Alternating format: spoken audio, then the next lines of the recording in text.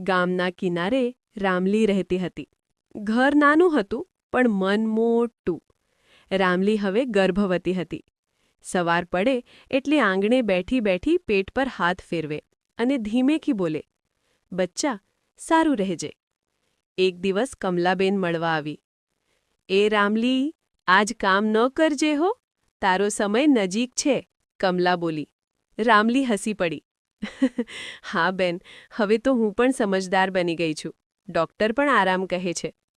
ગામની સ્ત્રીઓ રોજ સાંજે રામલી પાસે આવતી.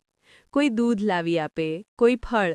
બધી કહે, આ સમય ભગવાનનો પ્રસાદ છે, સાચવીને જીવજે.